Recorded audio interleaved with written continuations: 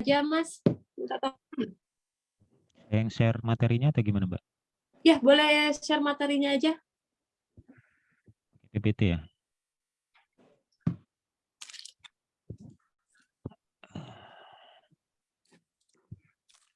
Mohon maaf, ini sudah di-record ya?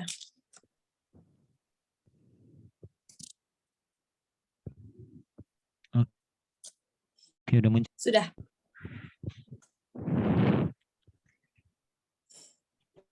Ya, silakan, Mbak. Baik. Ini sudah di-record ya, Mas? Udah. Jadi, selamat malam. Perkenalkan, saya Devin dari kelompok 3. Kami akan membahas tentang memori komputer. Mata kuliah pengantar teknologi informasi komputer. Next. Next.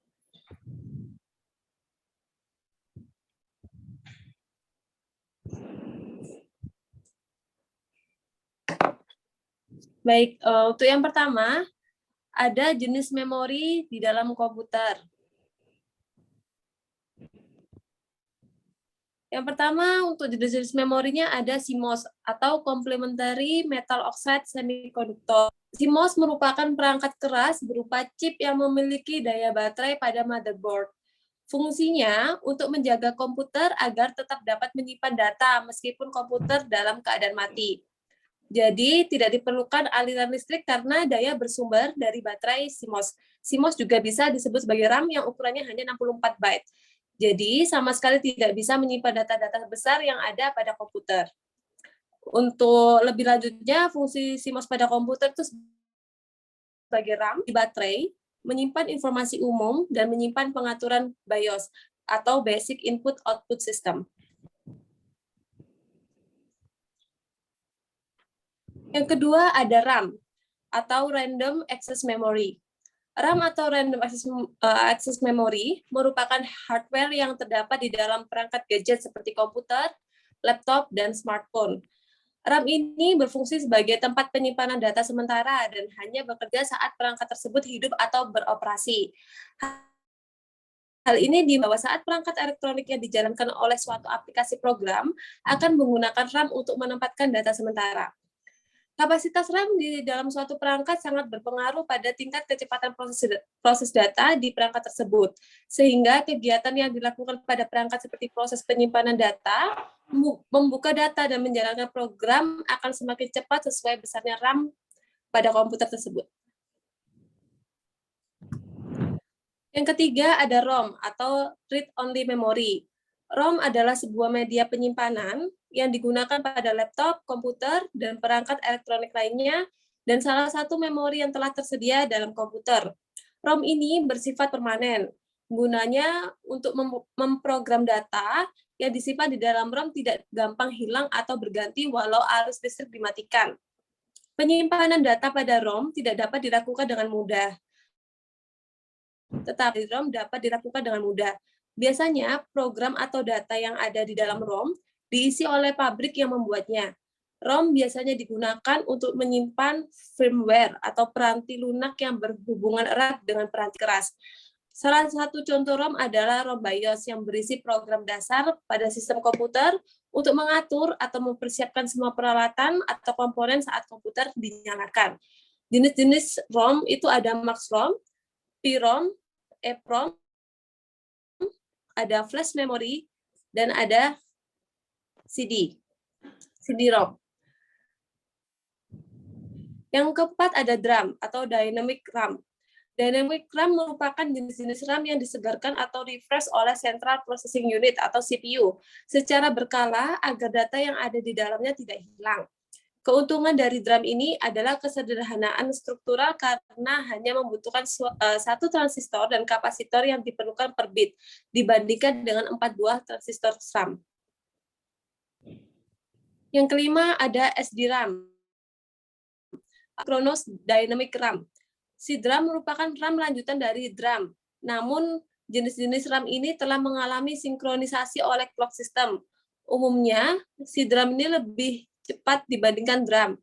Kecepatan RAM ini bisa mencapai 100 hingga 133 MHZ. Ciri-ciri dari SDRAM sendiri adalah terdapat 2 celah pada bagian kakinya dan diletakkan pada sisi motherboard serta mampu menampung memori hingga 1 GB.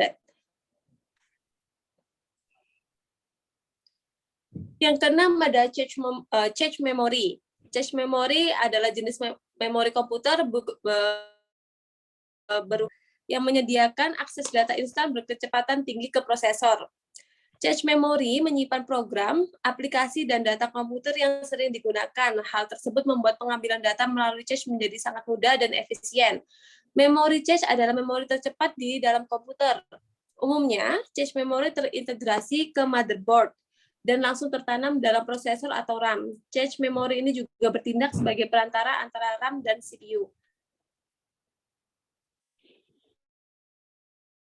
Level cache memory ada yang pertama itu internal cache level 1, ada yang kedua internal cache level 2, yang ketiga ada main memory level 3, dan keempat ada secondary memory level 4. Fungsinya, mempercepat proses akses data pada sebuah perangkat, meringankan beban kerja proses perangkat, mempercepat kinerja dan performa memori perangkat, menjadi perantara antara CPU dan RAM, dan memori utama. Jenis cache itu ada 3, ada cache disk, ada web cache, ada cache server. 7 ada DIMM atau Dual Inline Memory Module. DIMM ini adalah serangkaian chip RAM yang dipasang pada papan sirkuit kecil. Seluruh rangkaian secara kolektif membentuk modul memori. DIMM melakukan kontak fisik dengan bus data komputer melalui gigi seperti konektor yang masuk ke soket dan motherboard.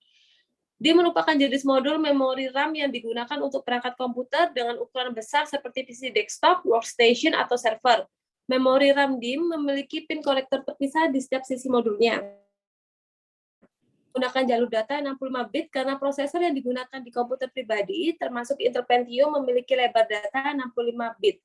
DIMM dikembangkan untuk memperbaiki metode pemasangan modul memori yang tidak efisien. DIMM memiliki kontak unik di kedua sisi modul, dan itu membuat penggunaan konektor jauh lebih baik. DIMM yang menerapkan deteksi dan koreksi kesalahan dikenal sebagai kode koreksi kesalahan yang mengaktifkan DIMM atau DIMM ACC. Terlepas dari bit data, DIMM ini menggunakan tambahan meskipun ada banyak jenis skema ACC, skema SECDEC atau single error correct, double error detect adalah yang paling umum dan menggunakan bit ke-9 tambahan untuk setiap byte data. Selanjutnya ada prinsip kerja memori. Kebutuhan RAM tergantung program yang sudah dijalankan, seperti browsing internet akan mengaktifkan mikroprosesor untuk memuat file dan dieksekusi oleh RAM yang memakan sekitar 5 MB. Biasanya juga digunakan untuk melakukan aktivitas bersamaan seperti mendengarkan musik sambil menjalankan program pengolahan data. Tentunya ini akan memakan RAM yang lebih besar. Jika pemakaian RAM lebih tinggi dari jumlah RAM yang terpasang di komputer, maka komputer akan menjadi lambat. Untuk meningkatkan kecepatan komputer, maka perlu meningkatkan kapasitas RAM juga. Selain itu, membeli hard disk eksternal juga bisa menjadi pilihan untuk penyimpanan dan mentransfer file-file yang jarang digunakan agar ruang RAM lebih luas dan meningkatkan performa komputer. Juga berfungsi untuk membantu prosesor dalam penyediaan data, dalam kata lain itu super cepat, yang dibutuhkan karena prosesor tidak perlu menunggu kiriman data dari hard disk drive. Selanjutnya ada kategori tempat penyimpanan.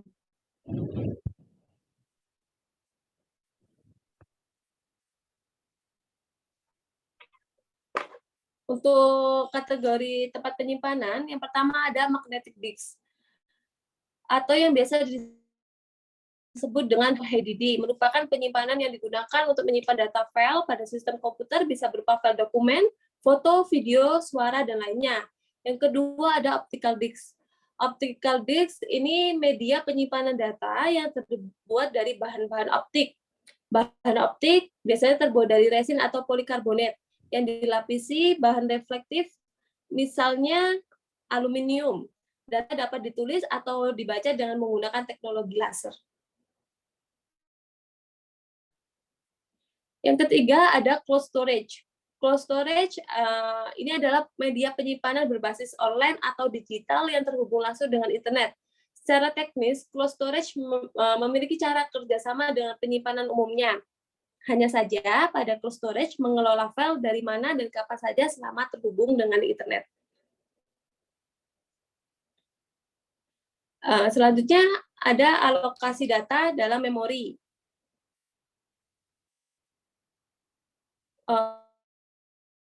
Manajemen memori ini adalah kegiatan mengelola memori komputer, mengalokasikan memori untuk proses sesuai keinginan, menjaga alokasi ruang memori bagi proses sehingga memori dapat menampung banyak proses dan sebagai upaya agar program atau proses tidak dibatasi kapasitas memori fisik di sistem komputer. Fungsi manajemen memori adalah yang pertama mengelola informasi memori yang dipakai dan tidak dipakai, yang kedua mengalokasikan memori ke proses yang memerlukan, 3. Mengalokasikan memori dari proses yang telah selesai. 4. Mengelola swapping antara memori utama dan disk.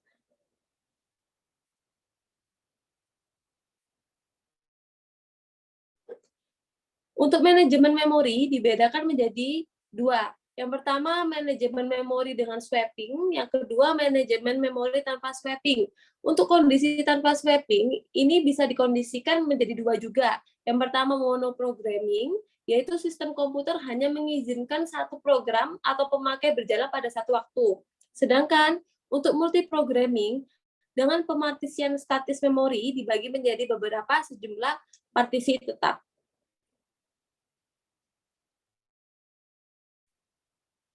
Untuk jenis alokasi memori itu antara lain yang pertama single partition allocation atau sistem partisi tunggal. Yang kedua ada multiple partition allocation atau sistem partisi banyak.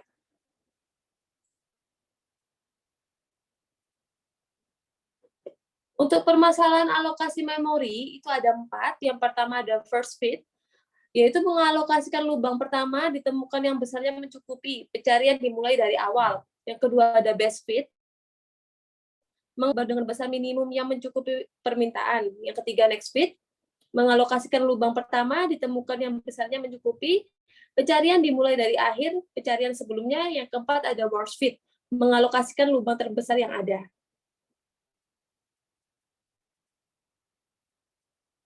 Untuk metodenya, itu pertama ada alokasi partisi tetap atau fixed partition allocation. Metode ini membagi memori menjadi partisi yang telah berukuran tetap. Kriteria utama dalam metode alokasi memori. Proses P membutuhkan K unit memori. Yang B, kebijakan alokasi yaitu sesuai yang terbaik, memilih partisi terkecil yang cukup besar, memiliki ukuran K. Fragmentasi dalam atau internal fragmentation, yaitu bagian dari partisi tidak digunakan. D, biasanya digunakan pada sistem operasi awal atau batch. Selanjutnya, metode ini cukup baik karena dia dapat menentukan ruang proses, sementara ruang proses harus konstan. Jadi sangat sesuai dengan partisi berukuran tetap yang dihasilkan metode ini. Selanjutnya, setiap partisi dapat berisi tepat satu proses hingga derajat dari pemrograman banyak multiprogramming dibatasi oleh jumlah partisi yang ada. Ketika suatu partisi bebas, satu proses dipilih dari masukan antrian dan dipindahkan ke partisi tersebut. Setelah proses berakhir atau selesai, partisi tersebut akan tersedia atau available untuk proses yang lain. Untuk yang kedua, ada alokasi partisi variabel atau variable partition allocation. Metode sistem operasi menyimpan satu tabel yang menunjukkan partisi memori yang tersedia dan yang terisi dalam bentuk. Yang pertama ada alokasi memori. Proses P membutuhkan K unit memori. Selanjutnya kebijakan alokasi. Sesuai yang terbaik, memilih lubang atau hole terkecil yang cukup besar untuk proses sehingga menghasil. Sesuai yang terburuk, memilih lubang yang menghasilkan sisa lubang. Selanjutnya, sesuai yang pertama, memilih lubang pertama yang cukup besar untuk. Selanjutnya, fragmentasi luar atau external fragmentation. Proses mengambil ruang, sebagian digunakan, sebagian tidak digunakan. Selanjutnya, memori yang tersedia untuk semua pengguna dianggap sebagai suatu blok besar memori yang disebut dengan lubang. suatu saat memori memiliki suatu daftar set lubang atau free list holes. Yang selanjutnya, saat suatu proses memerlukan memori, maka kita mencari suatu lubang yang cukup besar untuk kebutuhan proses tersebut. Jika ditemukan, kita mengalokasikan lubang tersebut ke proses tersebut sesuai dengan kebutuhan dan sisanya disimpan untuk dapat digunakan proses yang lain.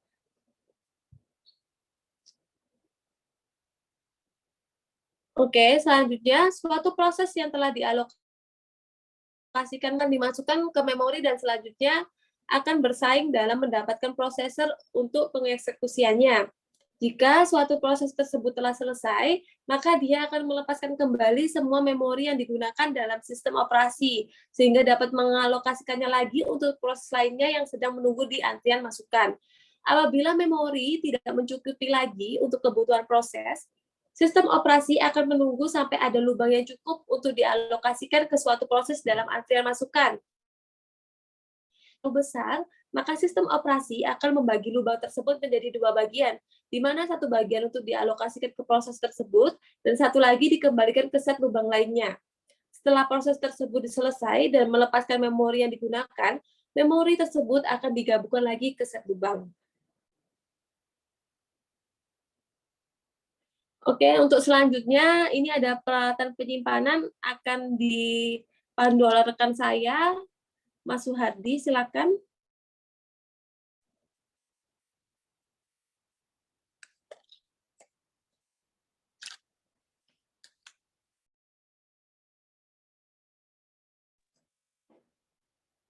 Mas Suhardi. Mohon maaf ke mute. Oke, saya lanjut. Jadi untuk peralatan penyimpanan, itu yang pertama magnetik. Itu merupakan media penyimpanan yang paling banyak dijumpai pada sistem komputer modern. Magnetic disk atau piringan adalah penyimpanan sekunder yang terdiri dari satu atau lebih piringan yang bentuknya sepetam yang terbuat dari metal atau plastik, di mana permukaannya itu dilapisin dengan magnet iron oxide. Disk magnetik yang terbuat dari plastik dan hanya terdiri dari sebuah piringan disebut dengan V-disk atau disket. Dan berdasarkan diameternya dibagi menjadi dua, yaitu disket mikro dan disket mini. Sedangkan yang terbuat dari metal dari banyak piringan disebut dengan hard disk. Nah, cara kerja dari penyimpanan magnetik itu pada saat disk digunakan, motor drive berputar dan kecepatan yang sangat tinggi. Ada sebuah write di atas permukaan piringan tersebut. Permukaan disk terbagi atas beberapa track yang masih terbagi lagi menjadi beberapa sektor. Cakram fixed head memiliki satu head untuk tiap-tiap track, sedangkan cakram moving head atau sering dikenal dengan nama cakram keras hanya memiliki satu head yang harus dipindahkan untuk mengakses dari satu track ke track yang lainnya. Nah, proses format media penyimpanan itu pemformatan media penyimpanan magnetik dilakukan dengan menggunakan hard disk atau SSD solid state disk. Sebelum data ditransfer, maka perlu adanya pemformatan yang diinginkan agar dapat lebih jelas dan terperinci dalam memasukkan data yang ingin ditransfer nantinya. Setelah pemformatan selesai dilakukan, maka tinggal ditransfer data yang diinginkan ke dalam format yang sudah dibuat tadi. Jenis media penyimpanan magnetik itu pada tahun 1969 memiliki pertama kali diperkenalkan saat itu hanya bisa membaca atau read only.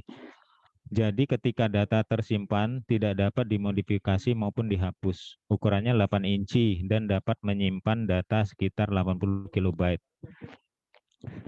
4 tahun kemudian, floppy disk yang sama muncul dan dapat menyimpan data sebanyak 256 kilobyte. Selain itu memiliki kemampuan dapat ditulis kembali. Selanjutnya pada tahun 1990 lahir disk dengan ukuran 3 inci yang dapat menyimpan data sekitar 250 MB atau biasa disebut dengan zip disk.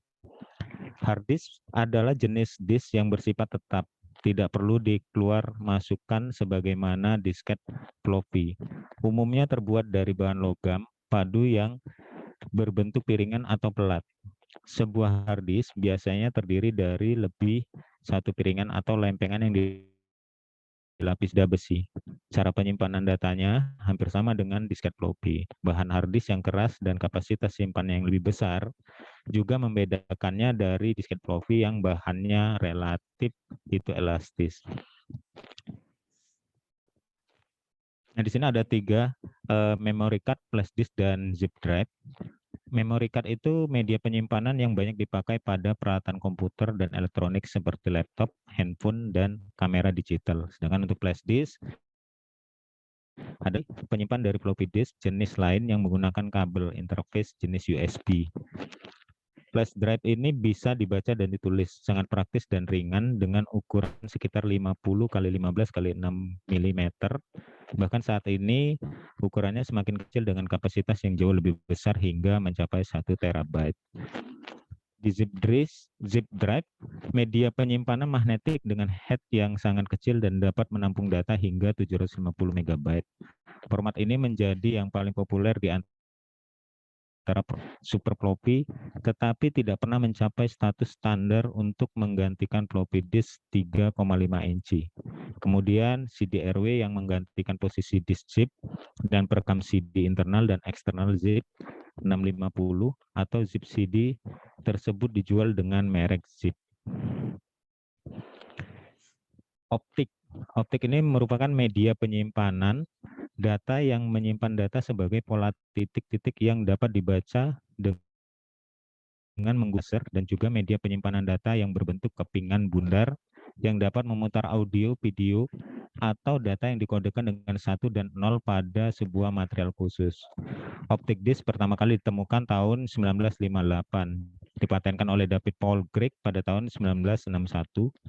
Kebanyakan material yang dipakai pada teknologi optical disk saat ini adalah aluminium yang dapat mengkodekan data melalui pit dan LAN atau pit and LAN adalah suatu istilah yang untuk mempresentasikan nilai 0 dan 1.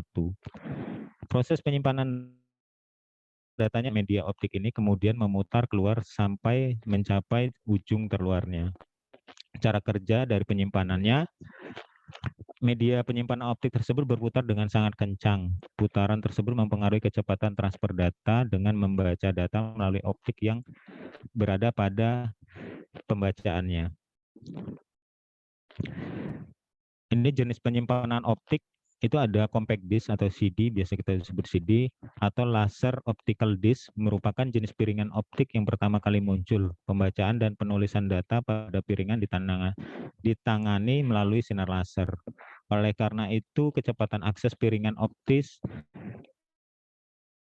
juga daripada disket. Di pasaran terdapat sedikitnya 3 macam piringan optik berbeda yang ditawarkan melalui dengan kebutuhan, yaitu CD-ROM, CD-WORM, dan CD rewatable.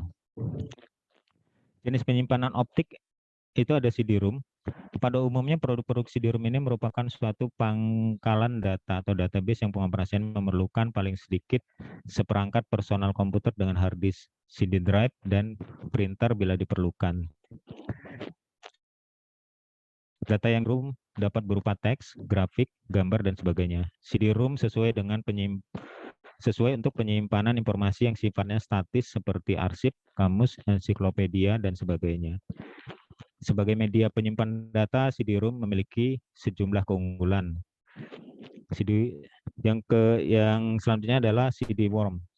Kepanjangan dari write once, read many dapat ditulisi melalui komputer. Sesuai dengan namanya, perekaman hanya bisa dilakukan sekali. Sesudah perekaman, isinya tidak dapat diubah. CD ini berguna untuk menyimpan dokumen, rancangan gambar, lagu, dan lain-lain yang dimaksudkan sebagai cadangan. CD ini sering dijual dengan label CDR atau CD record. Kemudian CD-RW. CD-RW drive menggunakan sinar laser merah untuk menulis informasi dari komputer ke merekam disk, baik CD-RW disk yang tidak dapat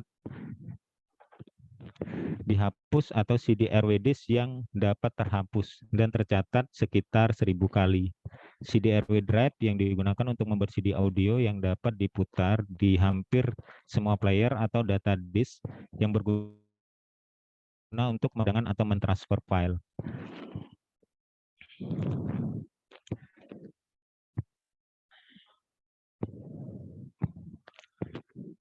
Oke, itu materi yang bisa kami sampaikan dari kelompok 3. Mudah-mudahan bisa menambah pengetahuan kita bersama. Terima kasih atas waktunya. Saya kembalikan kepada moderator Mbak Devin. Baik sih, itu presentasi dari tim kami, tim 3. Apakah ada pertanyaan sebelumnya? Untuk materi yang kami bawakan, apabila memang tidak ada pertanyaan, mungkin nanti bisa kalian jawab secara personal saja ya. Mungkin bisa dilanjutkan dengan tim lainnya, tim 1 atau tim 9, boleh silakan. Demikian dari si tim 3, kami ucapkan terima kasih. Terima kasih. Oke, terima kasih. Gimana selanjutnya Pak tim 9? Saya mewakili tim 9. Lanjut. Oke, bisa di stop share kepada tim 3. Mas Pi. Pakai Zoom. Oke, Assalamualaikum warahmatullahi wabarakatuh. Saya ucapkan terima kasih kepada seluruh mahasiswa yang sudah hadir di Zoom ini, terutama yang tadi baru menyampaikan presentasi dari kelompok 3, Mbak Devindi dan Pak Suhardi. Luar biasa tadi kita udah dengar masalah memori, magnetic memory, disket, hard disk, di mana kehidupan kita sehari-hari memang bergelut dengan itu. Bahkan HP kita aja ada memory card ya. Dan sekedar intermezzo saja, sekarang hard disk sudah ada yang 4 terabyte ya. Tadi kan disampaikan 1 terabyte. Bisanya itu sudah 1 terabyte sudah ketinggalan. Sekarang sudah ada yang 4 terabyte. Mungkin nanti di tahun-tahun selanjutnya bisa ada yang 10 terabyte atau 100 terabyte. Oke, saya masuk kepada materi yang akan saya sampaikan. Sebelumnya saya perkenalkan diri saya.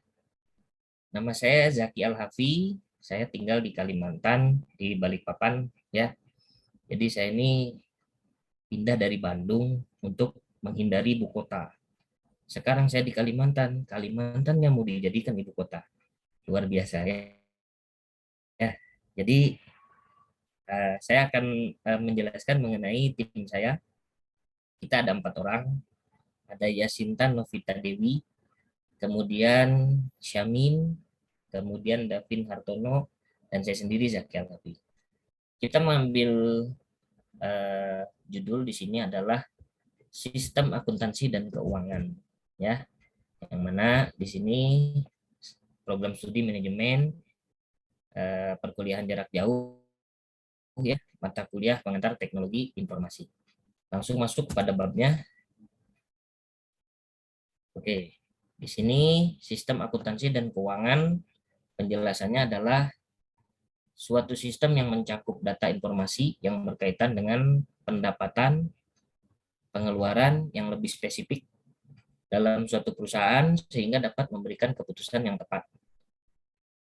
Hubungan antara sistem akuntansi keuangan dengan pengantar teknologi informasi. Salah satu sistem yang memiliki kaitan dengan bidang informasi itu sendiri, yang dimana hasil dari penilaian dan keputusan dalam akuntansi dan keuangan ini dengan jelas dan tegas diperankan oleh para pengguna informasi dan teknologi dalam suatu perusahaan atau organisasi.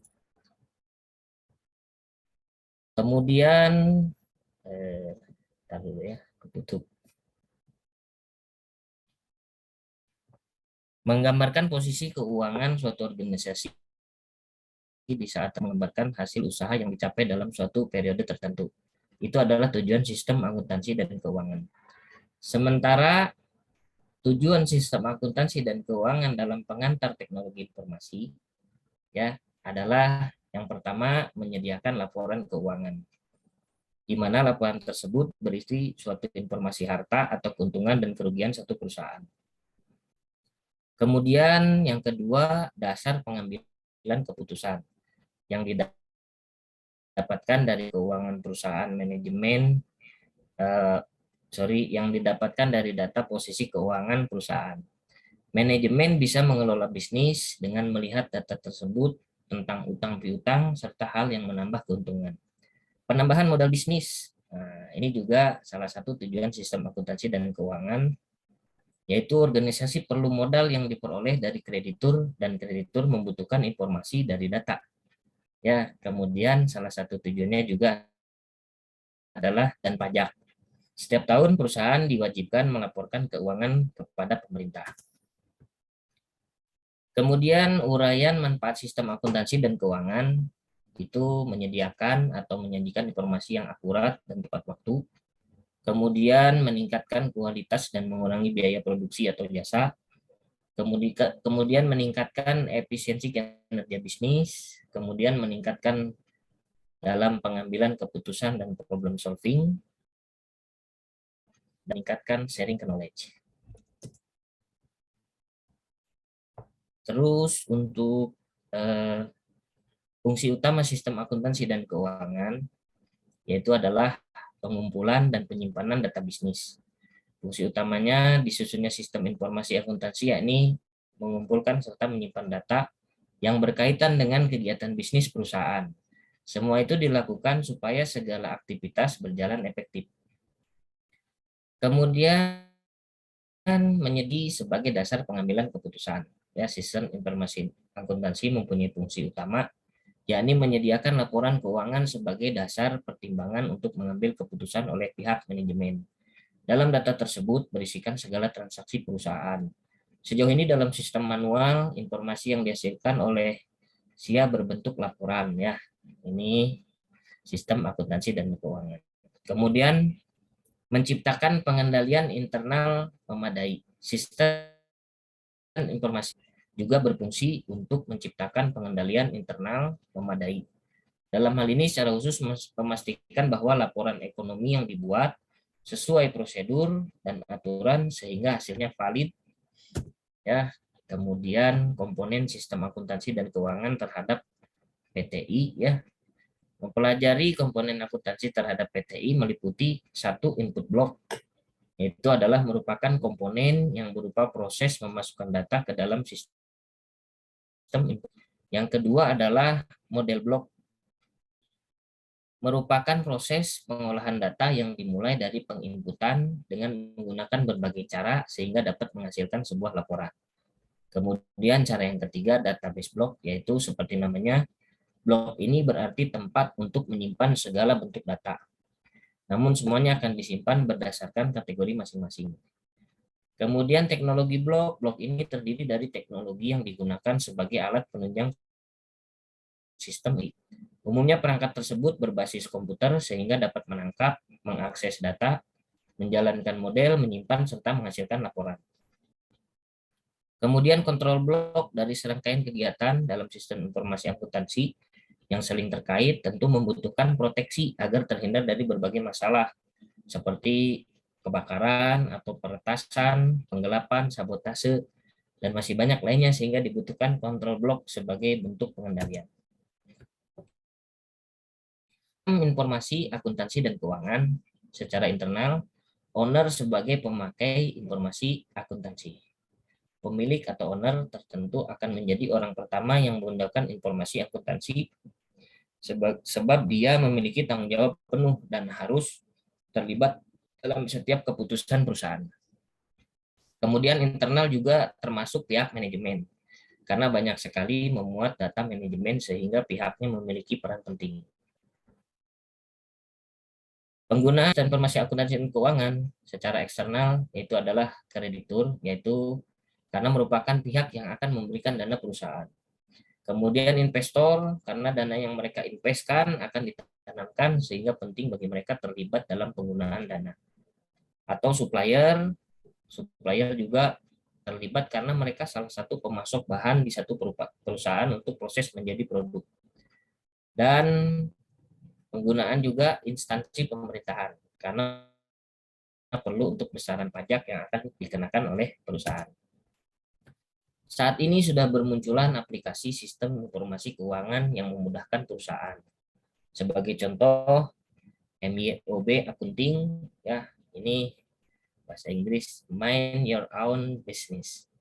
Ini aplikasi-aplikasi yang ada sekarang ini rata-rata berbayar. Ya, kalaupun mereka itu free hanya untuk trial saja ya. Ini yang YOB ini menjadi salah satu aplikasi akuntansi yang populer di Indonesia dan cocok digunakan untuk perusahaan UMKM, namun aplikasi ini belum mendukung modifikasi laporan serta fitur multi currency dan multi gudang. Kemudian aplikasi ada yang lain, Krisan, sebuah software dalam pelaporan pajak yang menyediakan formulir yang sudah disesuaikan dengan aturan pajak. Ada juga Accurate, aplikasi ini mirip MYOB, akan tetapi dapat memodifikasi form sesuai kebutuhan serta dilengkapi dengan pelaporan pajak sesuai aturan dan telah didukung oleh multi currency. Jadi kesimpulannya dari penjelasan materi yang disampaikan, kita dapat mengetahui seberapa pentingnya teknologi informasi yang diterapkan pada bidang akuntansi dan keuangan. Oleh itu, baik itu ahlinya maupun pengguna yang terlibat dalam perusahaan, penting sekali menguasai soft skill dalam dari teknologi dan informasi yang berguna untuk menciptakan kinerja yang efektif dan efisien.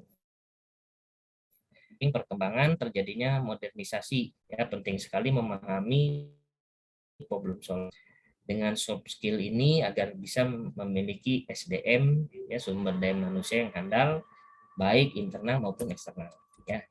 Nah, ini adalah presentasi yang kami sampaikan dari kelompok 9. Kesimpulannya bisa didapat begini.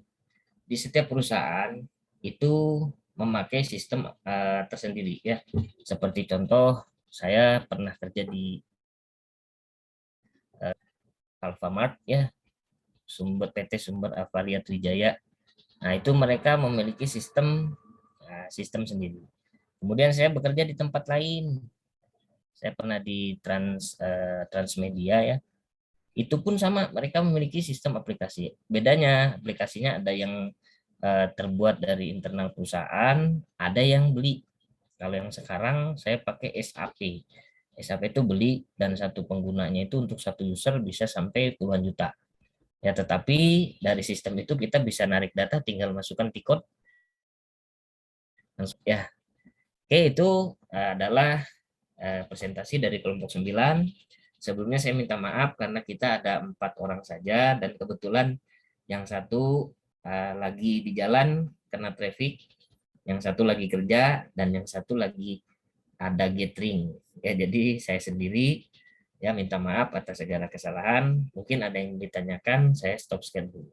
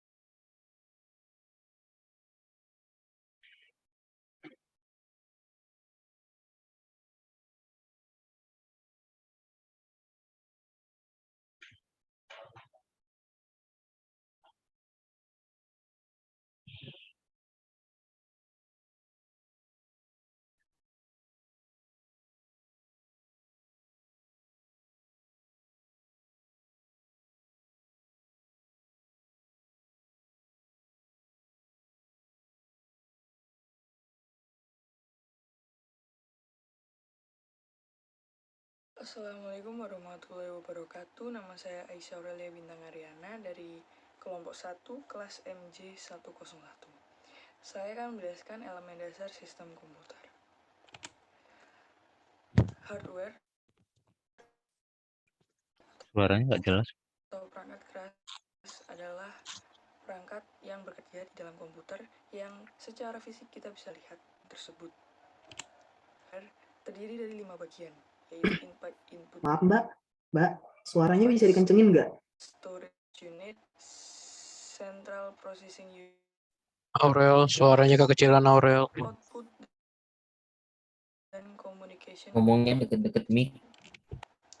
Computer hardware, input device. Input device adalah Ini video ya? Video? Kayaknya mic-nya jauh gitu. Enggak, itu tadi video kan? Oh, video. Pantesan nggak denger. Pantes, ya makanya. Yuk, itu. Kita kena prank semua nih ya.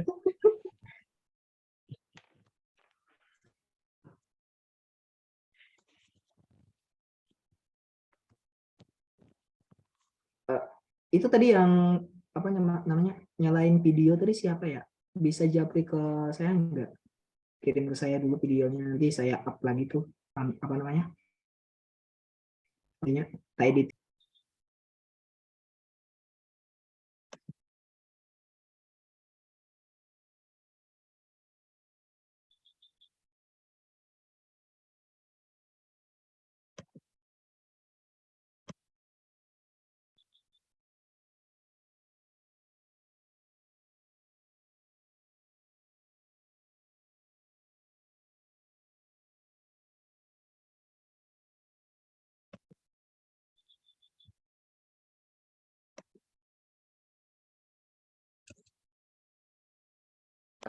E-commerce.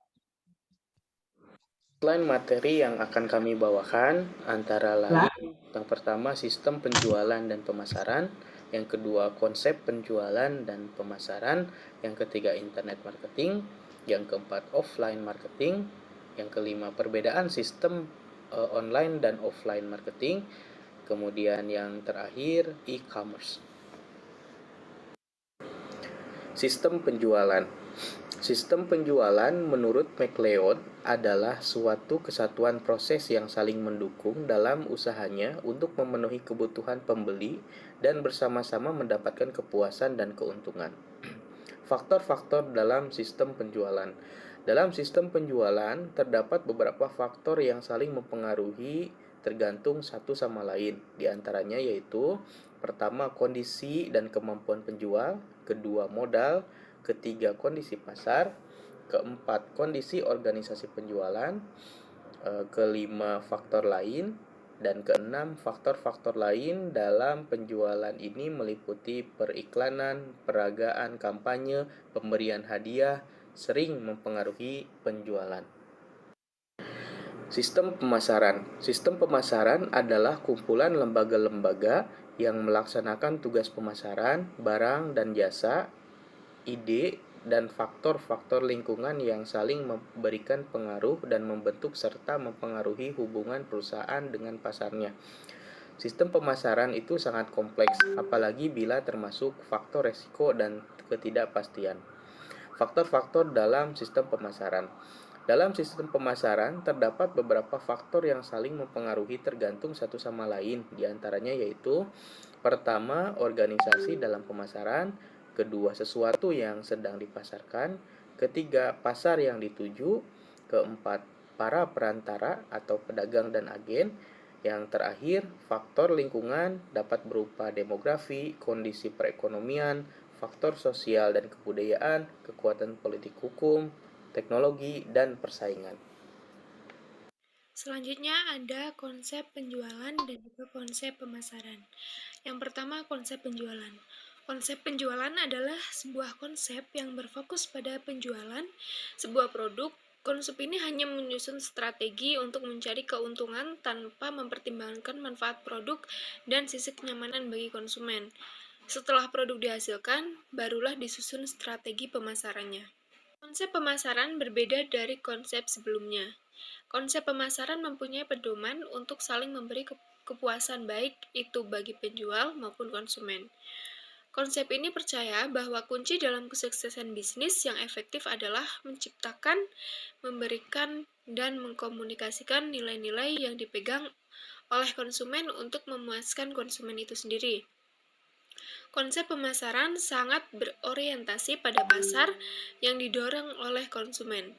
Dengan demikian, dikarenakan tujuannya adalah laba jangka panjang, maka bisnis yang mengaplikasikan konsep pemasaran akan menjaga hubungan baik dengan konsumennya.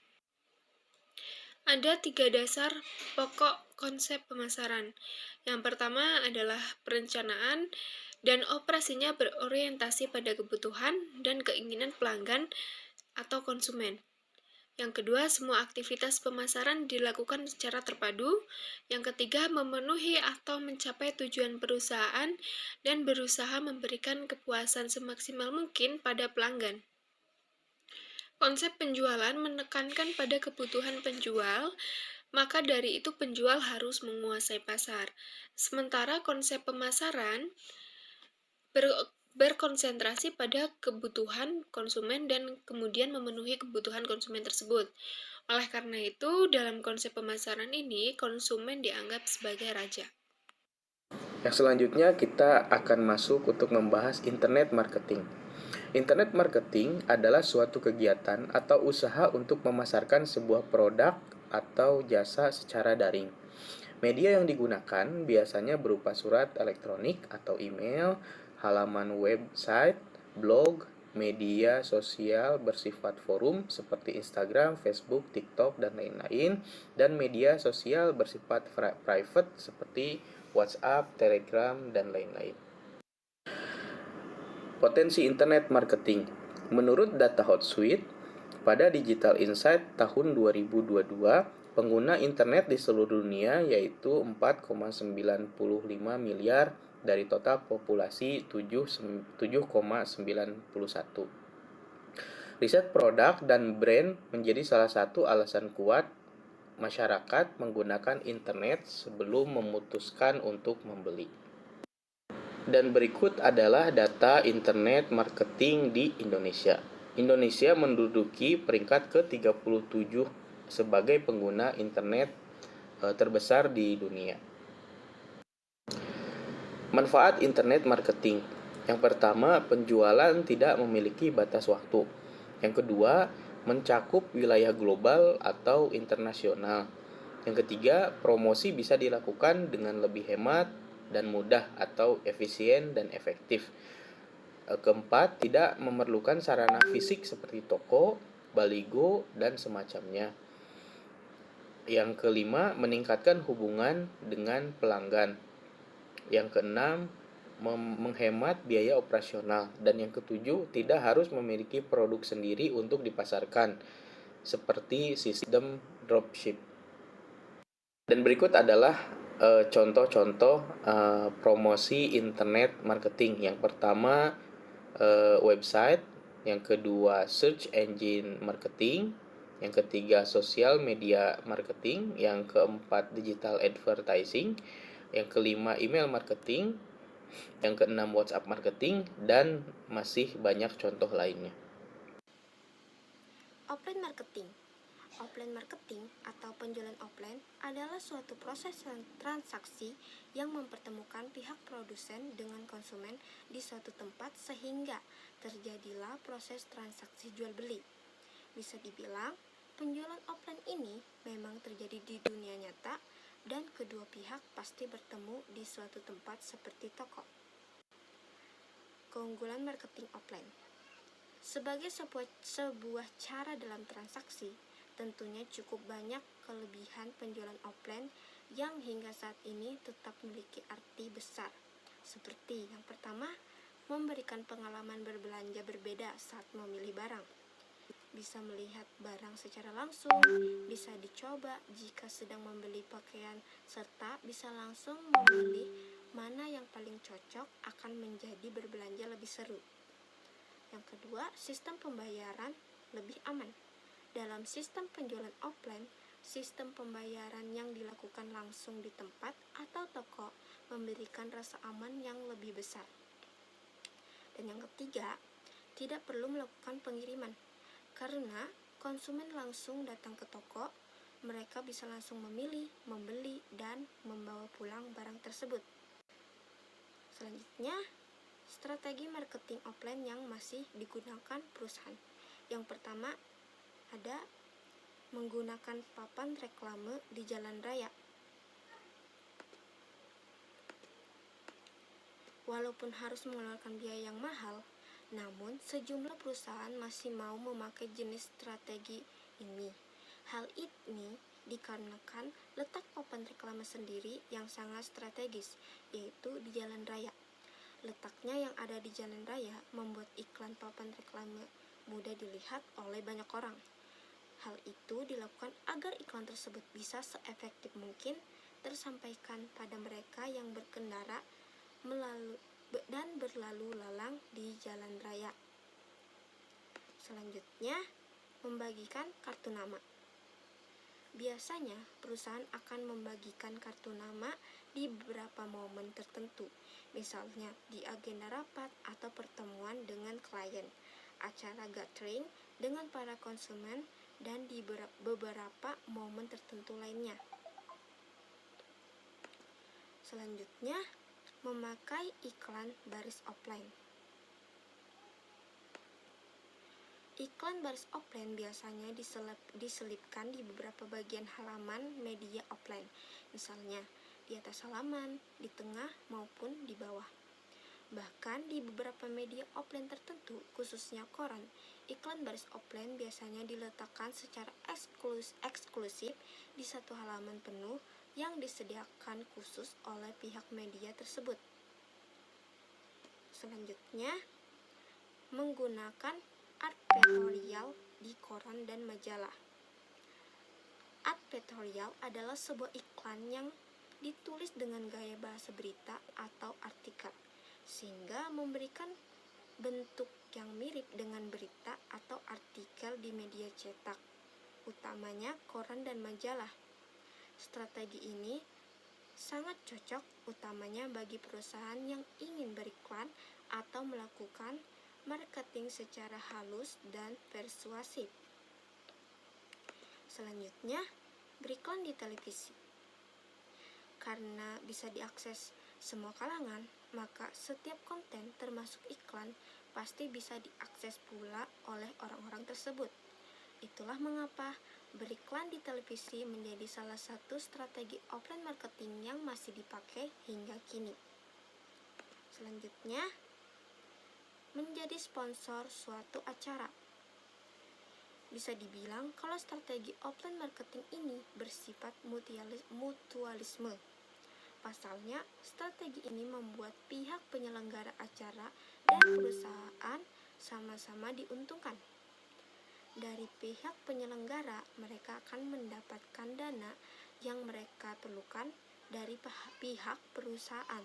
Sementara itu, pihak perusahaan akan mendapatkan untung berupa promosi yang dilakukan oleh penyelenggara acara.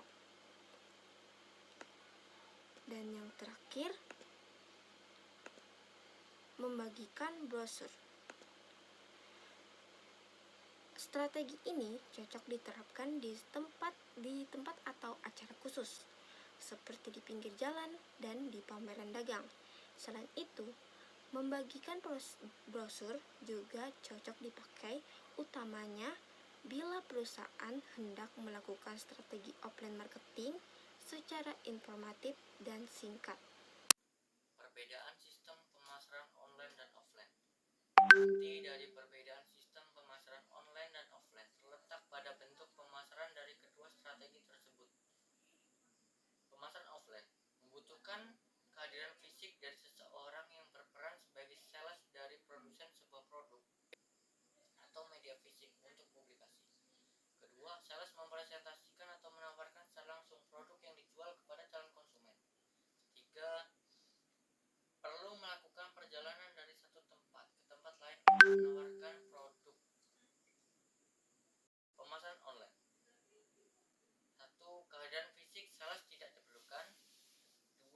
Calon pelanggan mendatangi produsen secara tidak langsung melalui situs web produsen atau situs lainnya yang berhubungan.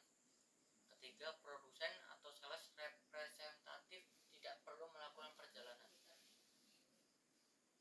Kelebihan dan kekurangan pemasaran online dan offline. Sebagai strategi pemasaran, baik secara online maupun offline, pasti memiliki kelebihan dan kekurangan. Yang pertama, kelebihan pemasaran online dan offline. Yang menjadi poin penting kelebihan pemasaran online dan offline yaitu: 1. Pemasaran offline. Branding produk kuat karena dipresentasikan secara langsung oleh sales. Kedua, produk dapat dilihat dan disentuh oleh calon customer. 3. Faktor kepercayaan tinggi karena produk dan transaksi jual beli dilakukan secara langsung. Selanjutnya, pemasaran online. Biaya yang dikeluarkan lebih rendah. Layanan dapat dilakukan secara 24 jam dan fleksibel. Tidak ada batasan jangkauan geografis. Kedua, kekurangan pemasaran online dan offline. Adapun yang menjadi kekurangan dari online dan offline marketing adalah sebagai berikut. Pemasaran offline, pertama, biaya yang dikeluarkan sangat mahal. Kedua, jangkauan area penjual terbatas. Ketiga, monitoring penjualan dilakukan secara manual dan membutuhkan waktu yang banyak. Pemasaran online, pertama, branding produk belum tentu kuat karena produk tidak dipresentasikan secara menyeluruh. Kedua, tidak melakukan demo fisik. Ketiga, sudah banyak tool atau software yang mendukung monitoring penjualan. Analisis perbedaan online dan offline marketing. Dari penjelasan di atas, sebenarnya perbedaan mendasar dari kedua metode pemasaran tersebut adalah media yang digunakan. Jika pemasaran offline membutuhkan media fisik nyata, maka pemasaran online hanya membutuhkan media dunia maya seperti situs web. Jika dilihat dari kelebihannya, maka pemasaran offline cocok bagi Anda untuk melakukan branding produk dan perusahaan Anda. Namun hal ini tentunya membutuhkan dana pemasaran yang besar, karena banyaknya kanal pemasaran yang harus Anda pilih agar brand produk Anda dikenal baik oleh masyarakat. Sebaliknya, pemasaran online tidak membutuhkan dana pemasaran yang besar karena Anda hanya perlu membuat situs yang berisi tentang perusahaan dan produk yang Anda tawarkan. Namun hal ini tentunya tidak menjamin branding perusahaan dan produk yang Anda lakukan melalui online marketing akan dikenal baik oleh masyarakat. Hal ini disebabkan oleh karena Anda tidak bisa secara langsung mempresentasikan secara langsung produk Anda pada calon customer. Meskipun Anda memasang video presentasi dan demo di dalam web Anda, calon konsumen tidak bisa bertanya secara langsung pada Anda tentang produk yang dijual. Strategi pemasaran online dan offline. Baik pemasaran online maupun offline memiliki cara kerjanya masing-masing. Namun apabila Anda mampu menggabungkan kedua metode tersebut, maka Anda mampu menciptakan strategi pemasaran Anda yang baru. Berikut ini beberapa cara untuk menggabungkan strategi pemasaran online dan offline. Pertama, fokus membuat satu kampanye. Bukan hal yang mudah memang dalam menyatukan strategi pemasaran online dan offline. Namun hal ini bukan tidak mungkin terjadi. Anda bisa mulai dengan membuat satu jenis kampanye yang sama yang bisa Anda promosikan secara online dan offline. Hal ini disarankan agar dapat membuat target market Anda fokus pada satu nilai dari produk bisnis Anda. Kedua, strategi promosi silang. Setelah Anda membuat satu kampanye, maka Anda bisa melakukan kombinasi dua media pemasaran online dan juga offline. Misalnya saja apabila Anda memasang iklan melalui billboard, maka Anda bisa mempromosikan iklan tersebut dengan menggunakan media sosial seperti Twitter, Facebook, ataupun yang lainnya. Misalnya, dan membuat menjadi topik terpopuler di Indonesia. 3. Menghubungkan konsumen Anda ke media online. Untuk memudahkan sinkronisasi antara pemasaran online dan offline adalah dengan menambahkan informasi pada produk atau kartu nama kepada konsumen Anda untuk mengantarkan mereka menuju platform yang Anda gunakan dalam online marketing. Misalnya Anda menggunakan QR code atau memberikan alamat website dan nama media sosial bisnis Anda saat demonstrasi langsung. Assalamualaikum warahmatullahi wabarakatuh. Perkenalkan, nama saya Elita Fitirani Sandi. Saya dari kelompok 10. Saya di sini akan membahas tentang e-commerce. Yang pertama, pengertian e-commerce. Nah, pengertian e-commerce secara umum dapat diartikan sebagai transaksi jual beli secara elektronik melalui media internet. Selain itu, e-commerce juga dapat diartikan sebagai suatu proses berbisnis dengan memakai teknologi elektronik yang menghubungkan antara perusahaan, konsumen, dan masyarakat dalam bentuk transaksi elektronik.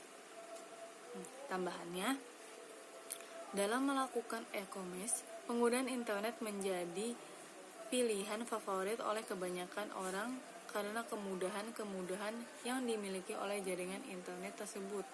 Yang pertama, internet sebagai jaringan publik yang sangat besar, cepat, dan kemudahan dalam mengaksesnya.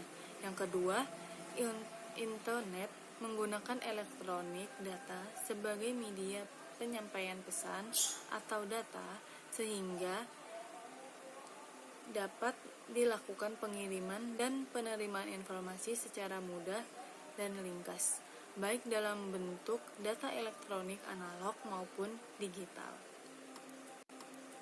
Yang kedua, itu ada faktor pendukung e-commerce.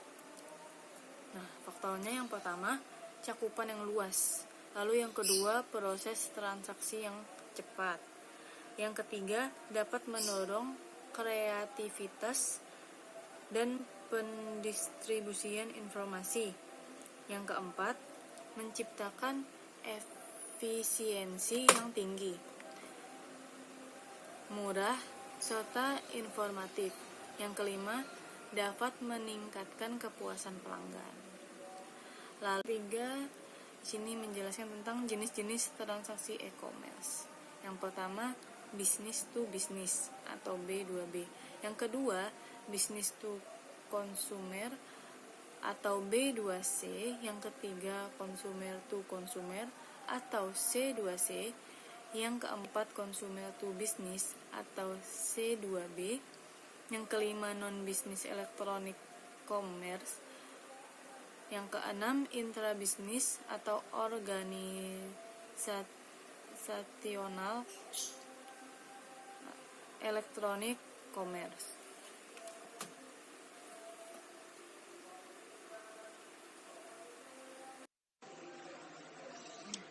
Selanjutnya, ini tentang keuntungan e-commerce. Yang pertama, itu keuntungan e-commerce bagi konsumen.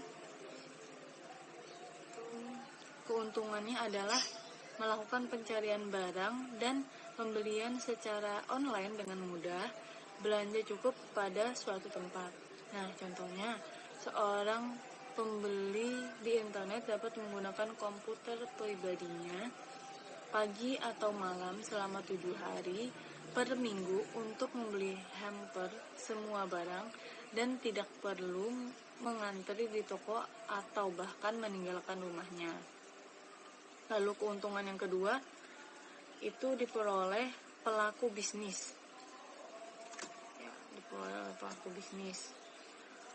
Untuk contohnya,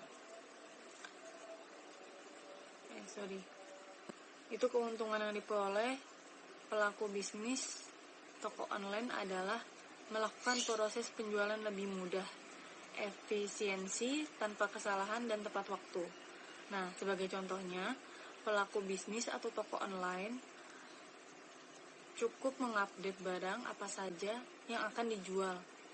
Dan dalam pembayarannya, pelanggan cukup mendaftar dan memberikan data yang dibutuhkan.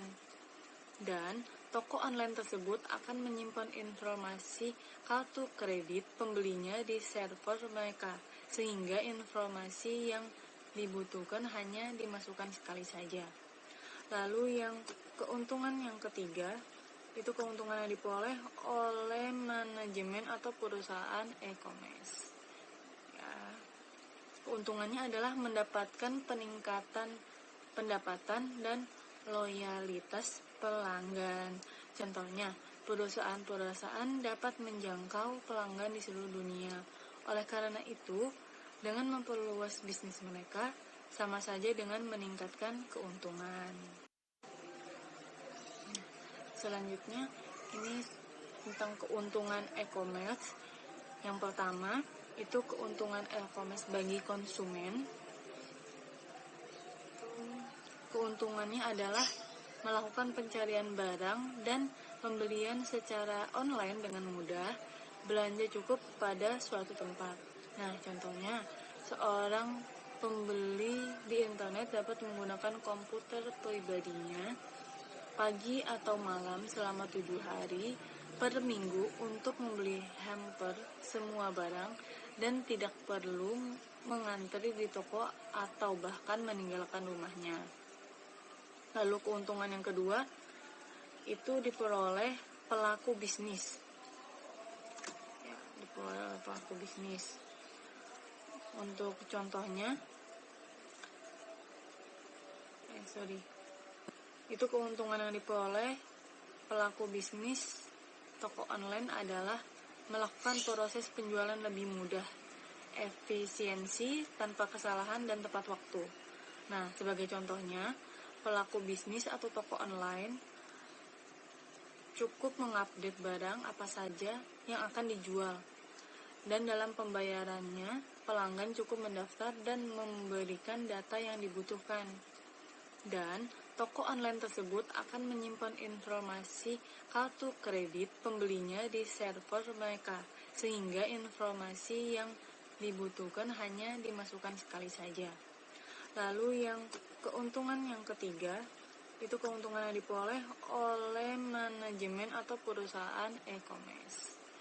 Ya, keuntungannya adalah mendapatkan peningkatan pendapatan dan loyalitas pelanggan. Contohnya, perusahaan-perusahaan dapat menjangkau pelanggan di seluruh dunia. Oleh karena itu, dengan memperluas bisnis mereka, sama saja dengan meningkatkan keuntungan.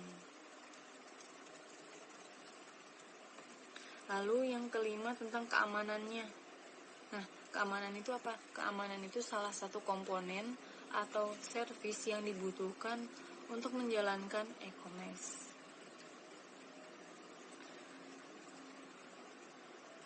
Nah, ini ada beberapa topik yang harus dikuasai, antara lain. Yang pertama, teknologi kriptografi. Nah, teknologi kriptografi ini kumpulan teknik yang digunakan untuk mengubah informasi atau pesan ke dalam sebuah teks rahasia yang kemudian bisa diubah kembali ke format semula. Lalu yang kedua, one-time password, penggunaan password yang hanya dapat dipakai sebanyak satu kali. Biasanya password angka digital yang merandom angka setiap kali transaksi. Lalu yang ketiga itu ada konsultan keamanan. Nah, konsultan, organisasi, dan institusi yang bergerak di bidang keamanan dapat membantu meningkatkan dan menjaga keamanan. Contohnya, organisasi yang bergerak di bidang ini adalah IDCERT.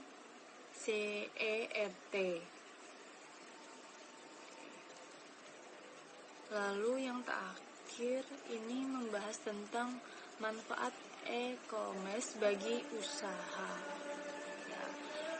Jadi manfaatnya yang pertama itu lebih hemat biaya, ya. Lebih hemat biaya. Oke, salah satu manfaat yang paling umum ketika memiliki e-commerce yaitu dapat menghemat biaya. Nah, rata-rata biaya yang dikeluarkan untuk e-commerce atau toko online lebih murah daripada membuka sebuah toko. Ketika kamu membuka toko, nantinya banyak biaya yang harus dikeluarkan, mulai dari sewa atau beli, tanda toko, peralatan, dan masih banyak lagi. Lalu yang kedua itu jangkauan pasar lebih luas. Nah, dengan adanya internet membuat kita dapat terhubung dengan banyak orang. Menggunakan e-commerce memungkinkan kamu bisa mendapatkan pelanggan lebih luas, bahkan dari mancanegara. Itu. Lalu yang ketiga ada pengalaman online yang dipersonalisasi.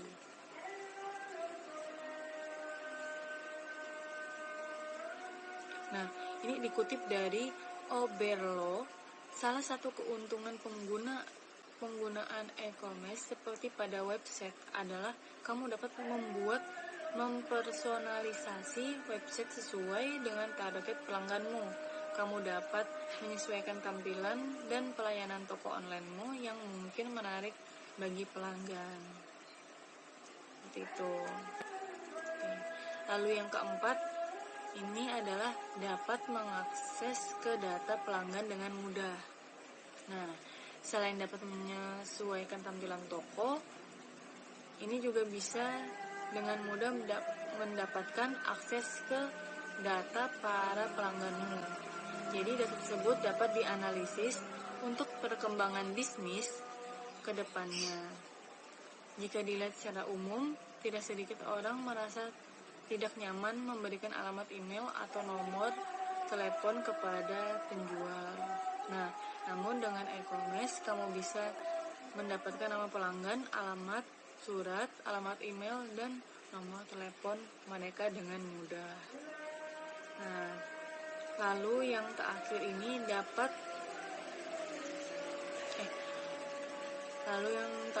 nomor 5 dapat buka selama 24 jam. Ya. Keuntungan selanjutnya adalah tokomu dapat buka selama 24 jam.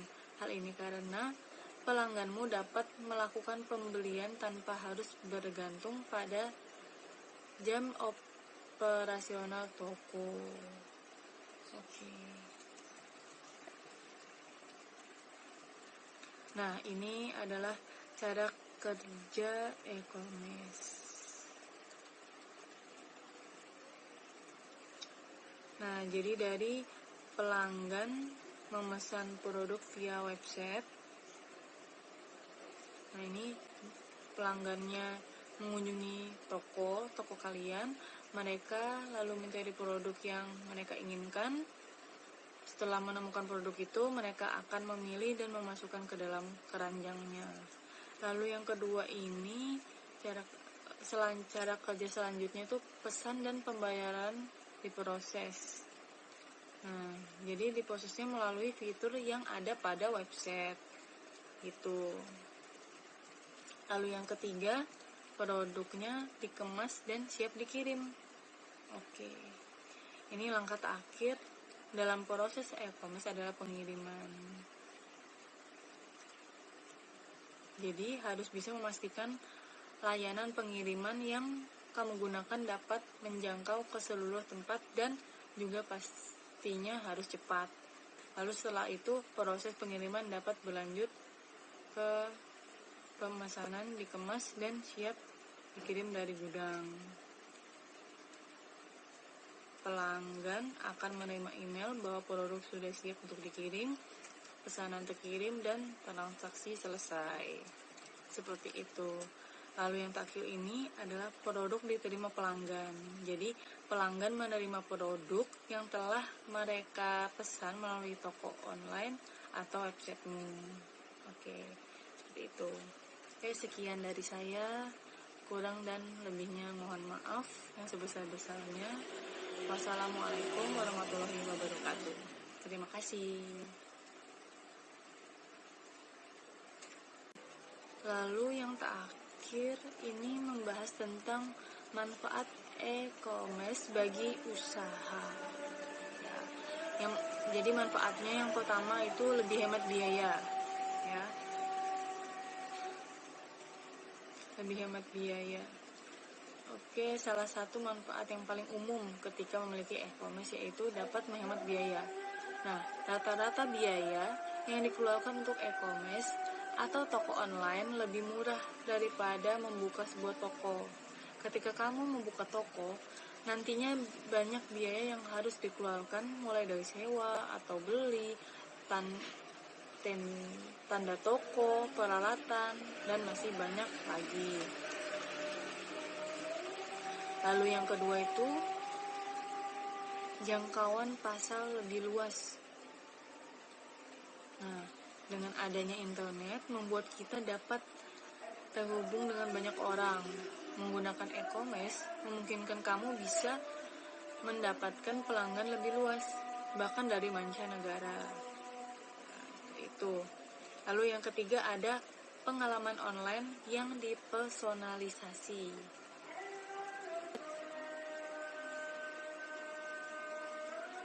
Nah, ini dikutip dari Oberlo.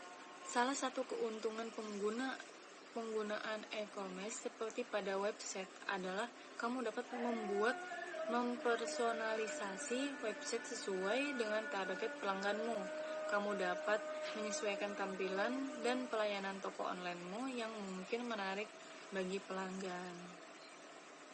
Seperti itu. Oke. Lalu yang keempat, ini adalah dapat mengakses ke data pelanggan dengan mudah.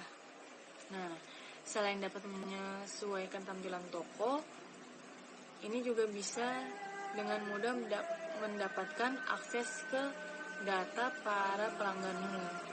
Jadi data tersebut dapat dianalisis untuk perkembangan bisnis ke depannya.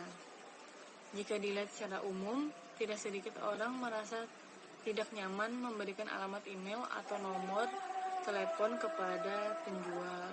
Nah, namun dengan e-commerce kamu bisa mendapatkan nama pelanggan, alamat surat, alamat email, dan nomor telepon mereka dengan mudah.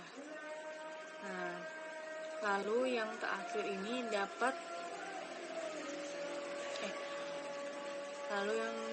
nomor 5 dapat buka selama 24 jam. Ya. Keuntungan selanjutnya adalah tokomu dapat buka selama 24 jam. Hal ini karena pelangganmu dapat melakukan pembelian tanpa harus bergantung pada jam operasional toko. Oke.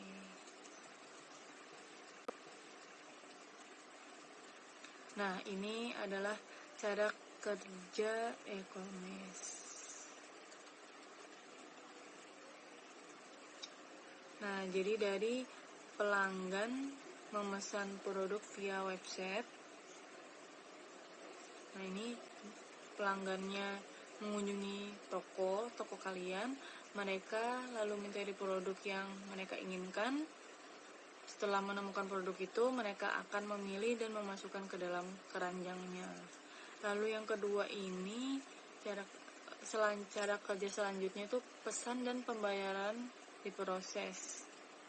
Nah, jadi diprosesnya melalui fitur yang ada pada website. Itu. Lalu yang ketiga, produknya dikemas dan siap dikirim. Oke. Ini langkah terakhir dalam proses e-commerce adalah pengiriman. Jadi harus bisa memastikan layanan pengiriman yang kamu gunakan dapat menjangkau ke seluruh tempat dan juga pastinya harus cepat. Lalu setelah itu proses pengiriman dapat berlanjut ke pemesanan, dikemas dan siap dikirim dari gudang. Pelanggan akan menerima email bahwa produk sudah siap untuk dikirim, pesanan terkirim, dan transaksi selesai. Seperti itu. Lalu yang terakhir ini adalah produk diterima pelanggan. Jadi pelanggan menerima produk yang telah mereka pesan melalui toko online atau websitemu. Oke, seperti itu. Oke, sekian dari saya. Kurang dan lebihnya mohon maaf yang sebesar-besarnya. Wassalamualaikum warahmatullahi wabarakatuh. Terima kasih.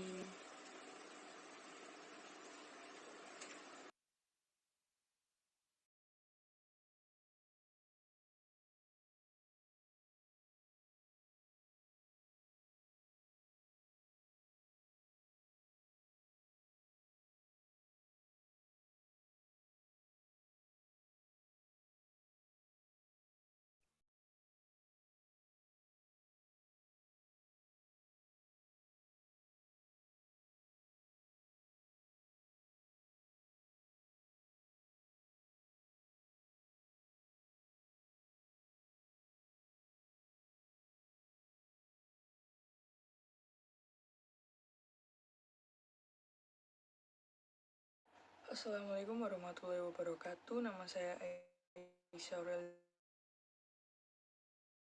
Bintana dari kelompok 1 kelas S1. Saya akan menjelaskan elemen dasar sistem komputer. Hardware atau perangkat keras adalah perangkat yang bekerja di dalam komputer yang secara fisik kita bisa melihat komponen tersebut. Komputer hardware terdiri dari 5 bagian, yaitu input device, storage unit, central processing unit atau CPU, output, dan communication control unit. Komputer hardware input device. Input device adalah alat yang membantu kita untuk mengaktifkan atau menggerakkan komputer.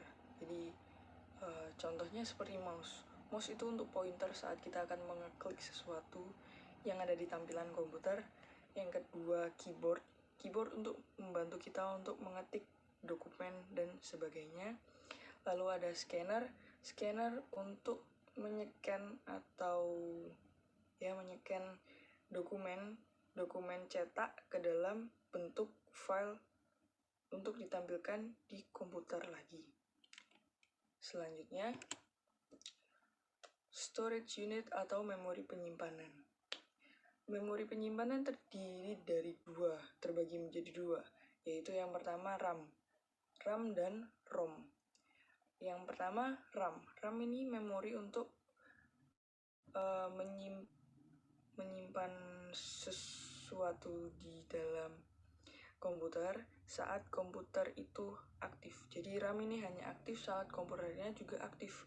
Saat kita membuka software kita membuka software seperti Google Chrome, Photoshop, dan Microsoft secara bersamaan, ini akan tersimpan ke dalam RAM.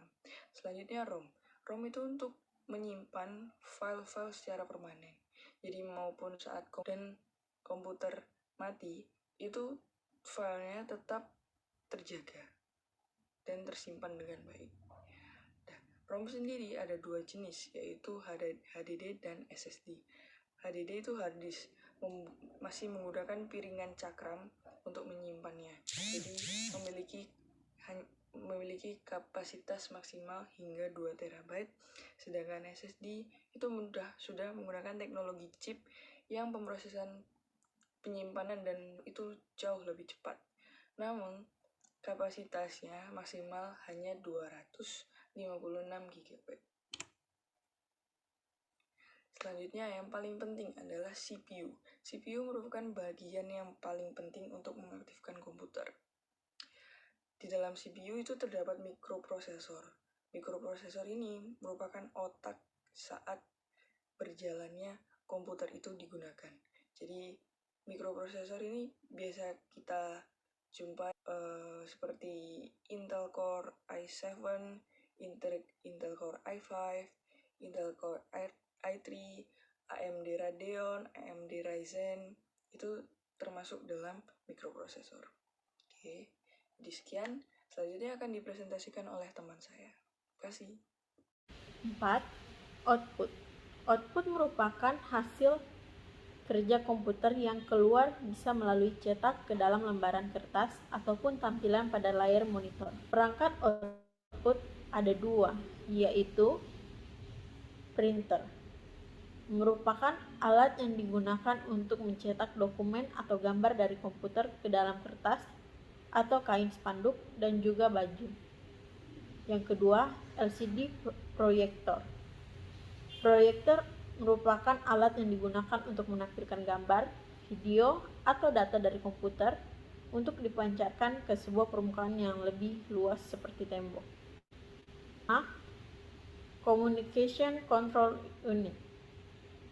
Suatu peralatan yang berfungsi untuk memudahkan atau memancarkan sinyal-sinyal data atau perintah dari suatu tempat ke tempat lain atau dari suatu komputer ke komputer lain dengan jarak yang jauh.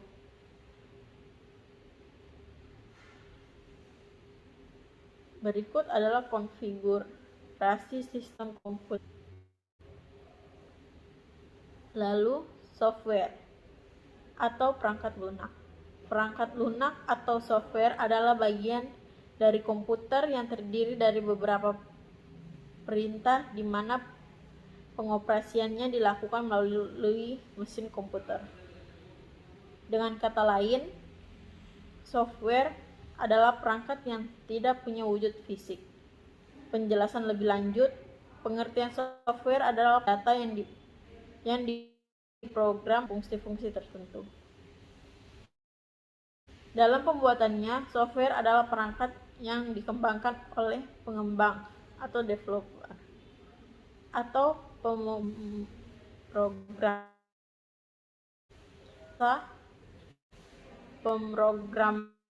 dan dapat dikombinasikan dengan kode yang dapat dikenali, di mana dalam hal ini ialah PC atau komputer. Ciri-ciri software perangkat yang pertama, perangkat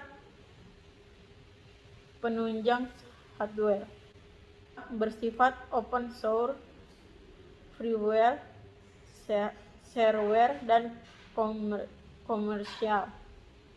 Yang ketiga, butuh file installer untuk menginstal. Yang keempat, mudah terserang virus komputer. Komputer software merupakan berbagai macam fungsi dan aspek sesuai jenisnya masing-masing, seperti pada beberapa poin berikutnya. Yang pertama, Internet Browser.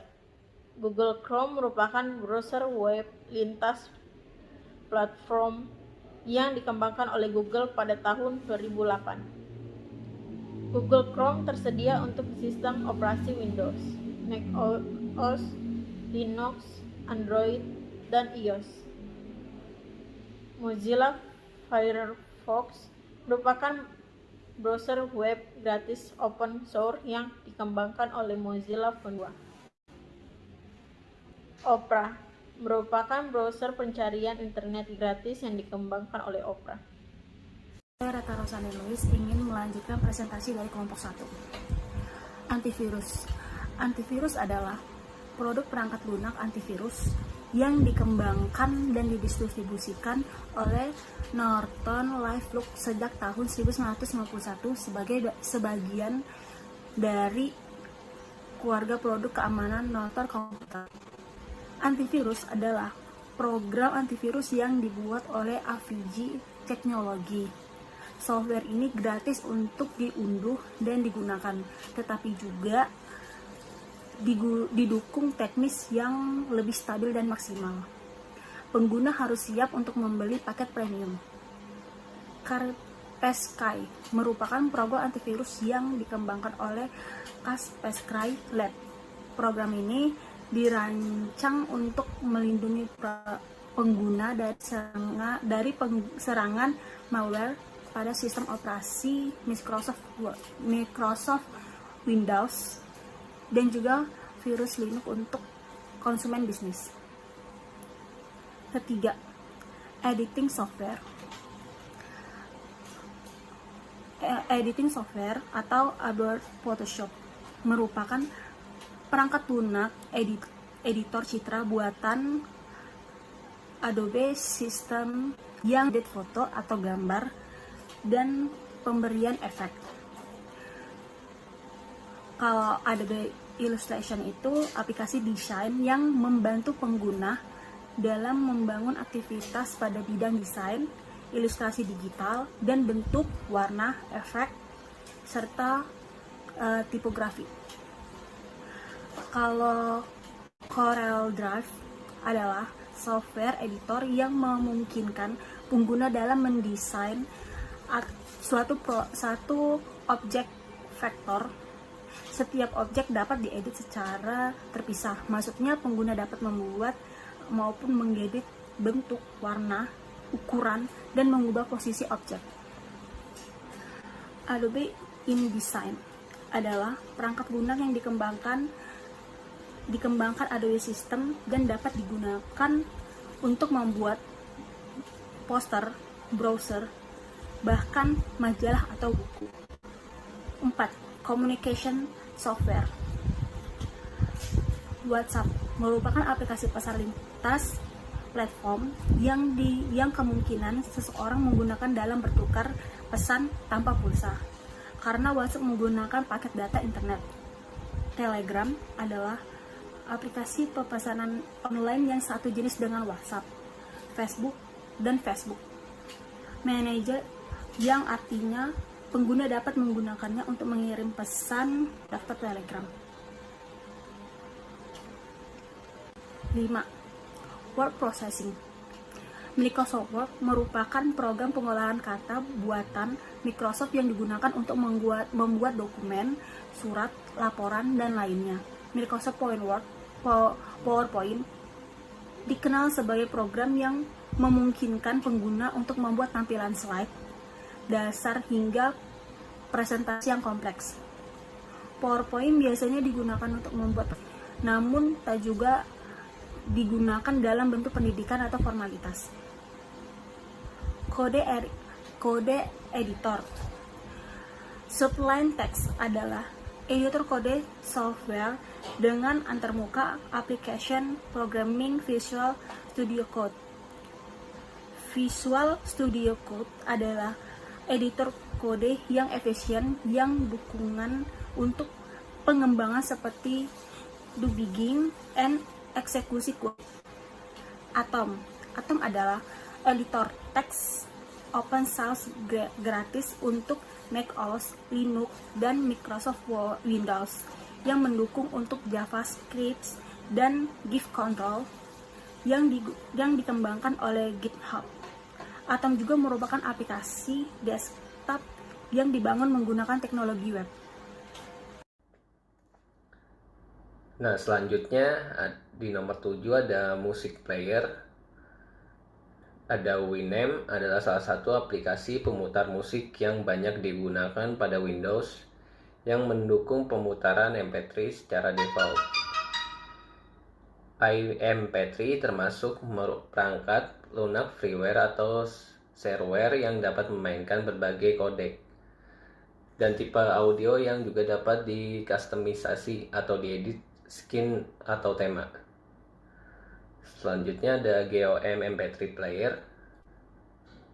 Nah, GeoM MP3 player ini adalah perangkat lunak yang dapat digunakan untuk melihat atau mendengarkan berkas video dan audio yang juga dapat diberikan efek khusus melalui sistem equalizer-nya. Selanjutnya ada Spotify, adalah software musik digital dan layanan streaming video. Fungsi dasar Spotify ini untuk memutar musik disediakan secara gratis, namun untuk penggunaan yang maksimal, pengguna disediakan fitur Spotify Premium.